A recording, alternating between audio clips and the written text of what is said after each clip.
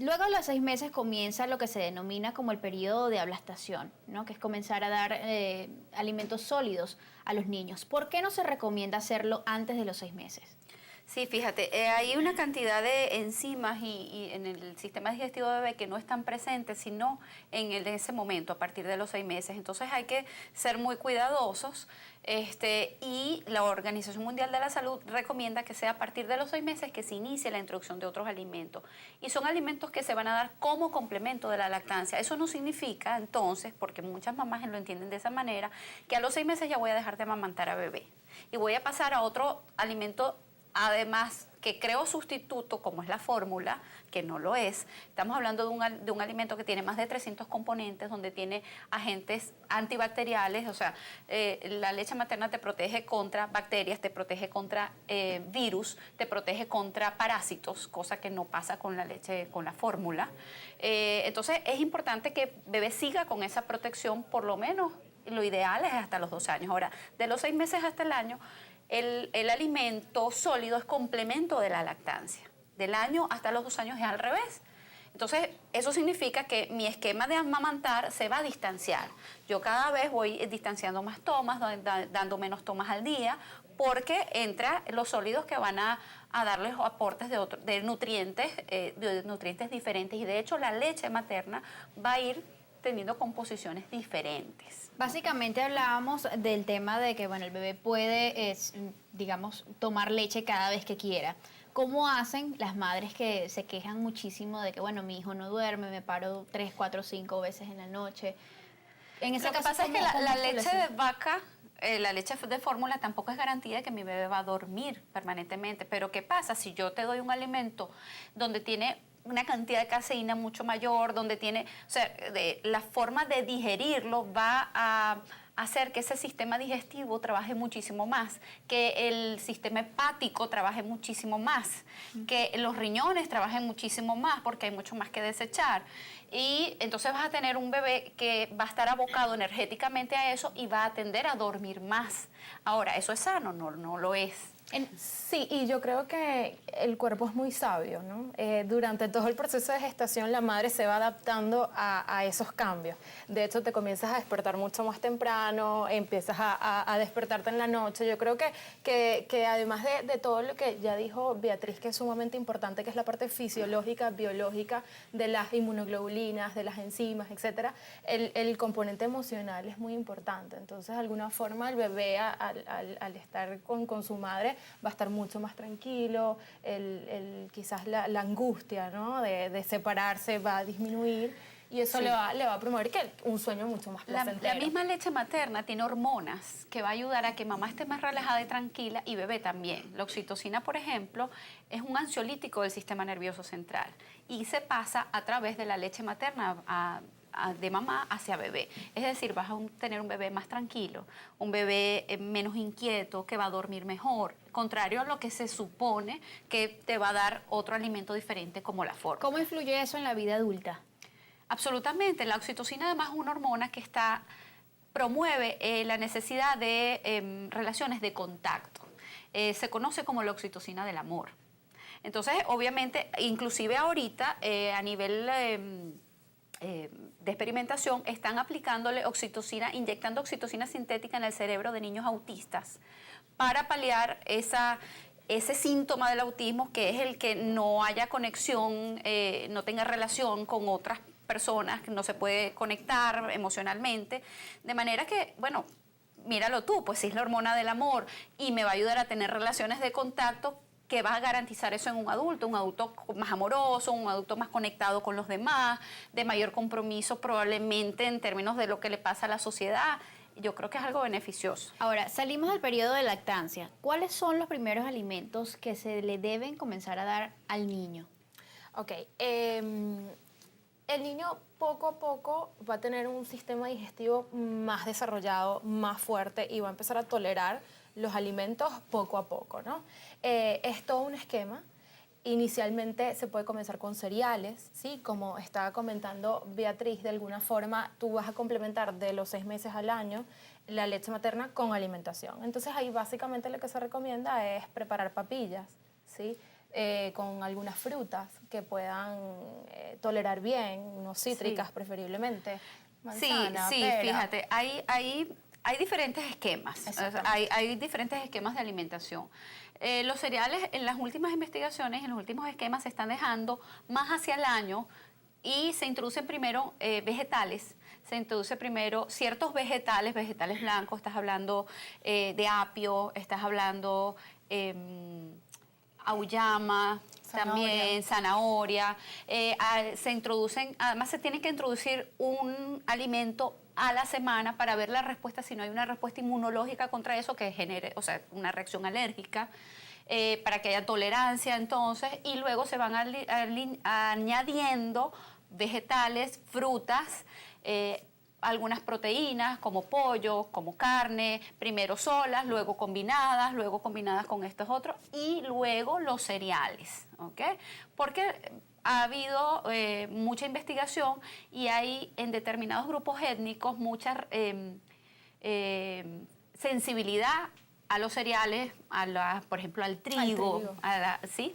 Entonces, esos alimentos además se tienen que introducir, es un esquema el que estoy hablando, de una manera rotativa. Es decir, si hoy comí trigo, mañana y pasado mañana no como trigo y luego vuelvo con un cereal y cereales como el arroz, preferiblemente no procesados. ¿Cuándo se debe comenzar a dar carnes?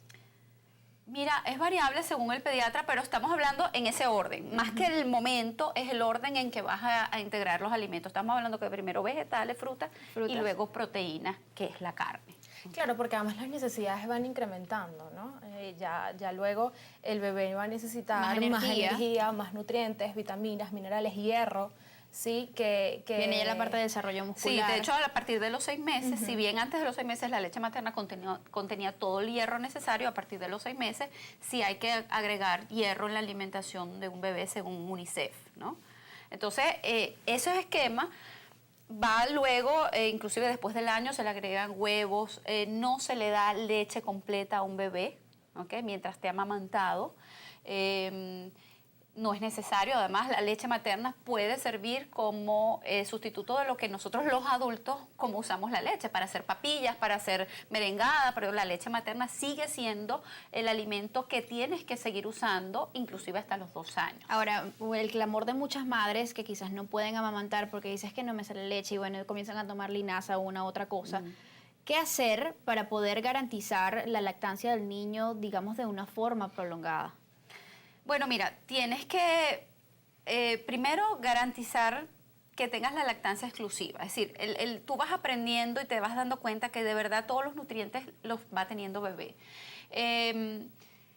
Que sea no solamente, sino que sea libre de demanda. Eso va a garantizar la producción necesaria para ese bebé. Si tú empiezas a sustituir la alimentación materna con otra cosa, eso es leche que mamá va a dejar de producir. Y por lo tanto va a mermar la producción y entonces bebé no va a estar satisfecho, ¿no? Estás hablando también de tener un entorno adecuado que te ayude. Si tú vas a empezar a trabajar, tú tienes que hacer un banco de leche, tienes que tener espacios dentro del trabajo para poder extraerte, para poder almacenarla en una nevera, en espacios adecuados para luego inmediatamente que puedas congelarla y hacer uso de la ley la ley del trabajo, en donde te da horas adicionales que tú puedes tomar de tus horas laborales para amamantar. Entonces, hay todo un sistema legal que te está apoyando. Tienes que tener un sistema familiar y social informado que te apoye, y eso es lo complejo. Mi recomendación siempre es, tienes que buscar información, antes inclusive de dar a luz, durante tengas al bebé, también puedes recurrir a consejeras de lactancia materna, centros de lactancia que te pueden apoyar y dar toda la información necesaria. Claudia, de los 2 años en adelante ya el niño comienza a ingerir alimentos sólidos, ya comienza quizás otro tipo de nutrición. ¿Cómo hacer para muchísimos padres que dicen, bueno, pero es que no encuentro la forma para que mi hijo coma tal o cual alimento, que sé que es nutritivo, que sé que es necesario? ¿Y dónde está precisamente la diferencia entre dar de comer y alimentar o nutrir? Yo pienso que es importante primero entender que hay diferentes etapas en todo el proceso de crecimiento y desarrollo, ¿no? No es lo mismo un niño en edad preescolar o primera infancia, edad preescolar, edad escolar o adolescencia. Los cambios fisiológicos, los cambios biológicos van a ser completamente distintos, además que se va a sumar todo el cambio conductual y de alguna forma eso va a incidir en el comportamiento o la conducta alimentaria de ese niño, ¿no? Por ejemplo, si estamos hablando de un niño que está en edad preescolar, que estamos hablando entre los 3 y los 5 años, pues un niño que probablemente ya está comenzando a asistir al jardín de infancia o al preescolar, y de alguna forma va a tener contacto con otros niños, va a ver qué es lo que está comiendo o qué están comiendo, van a intercambiar comida, va a tener una influencia externa que antes estaba protegida en la casa y eso no ocurría, ¿no? Entonces el padre tiene que ser muy firme, yo pienso, en los conocimientos que tiene, por eso es que la buena alimentación comienza desde antes, ¿no? Inclusive desde la gestación, comienza desde mucho antes, porque definitivamente el niño en ese proceso específicamente está aprendiendo por imitación. Entonces, si el padre no come bien, no come vegetales, no come frutas, no se alimenta de una forma adecuada, pues muchísimo menos vamos a pretender que el niño lo haga. Toda esta serie de factores, aunado también a las dificultades económicas que puedan existir en el seno familiar, han traído, sin lugar a dudas, el surgimiento pues, de lo que conocemos como muchos trastornos alimenticios, que también pueden ser causados por, digamos, disfuncionalidades psicológicas.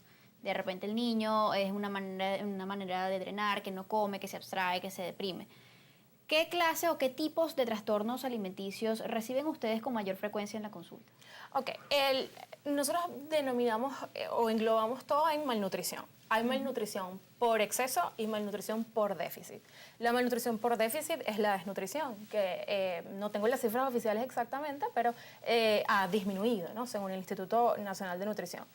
La malnutrición por exceso, estamos hablando de problemas de sobrepeso y de obesidad, que lamentablemente en los últimos años ha tenido un incremento. No es un problema de salud pública en Venezuela todavía, pero ha tenido un incremento importante en niños y adolescentes.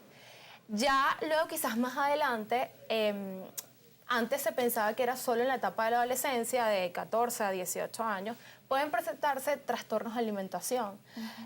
La preocupación es que hoy en día estamos viendo esos trastornos quizás más temprano, 7, 8 años, ¿no? ¿Qué tipo de trastornos? Trastornos de alimentación como la bulimia, la anorexia, la vigorexia, que pudiéramos hacer un programa completo de solamente esos trastornos. ¿Qué pudiera estar causando esa serie de trastornos? Oye, yo pienso que definitivamente todo el boom, todo el bombardeo en la televisión, en los medios de comunicación social, del cuerpo perfecto, del modelo, el cantante, quiero ser así, ¿no? Entonces los niños están hoy en día muy expuestos a toda esa propaganda, esa publicidad, desde mucho antes, como se pensaba, ¿no? Desde antes de la adolescencia. 7, 8 años ya ves niñas que están preocupadas por su peso y que quieren hacer dietas. Y hay algo que me pareció muy importante de lo que dijiste, y es el tema del aumento del índice de obesidad infantil en Venezuela. Es algo que está ocurriendo aquí y que está ocurriendo también en otras partes del mundo. ¿Por qué está sucediendo esto? Es algo de lo que hablaremos más adelante. Por ahora un corte, ya hablemos. Cambio de frituras por frutas y vegetales. Al salir de la escuela se recomienda recibir al niño con un recipiente de frutas y verduras cortadas en cuadritos. Los colores le resultarán más atractivos. Alimentos a la hora. La vida de los niños está compuesta por rutinas y hábitos. El cambio frecuente del horario de comida generará confusión y malos hábitos en la mesa. La sed es importante. Cuando un niño pide un vaso de agua es porque en verdad lo necesita. Eliminar la sed ayudará a una correcta hidratación y digestión. Hora de ejercicio y juego. Además de ser una necesidad para el desarrollo motriz, este momento activará su metabolismo para mantenerlo en forma.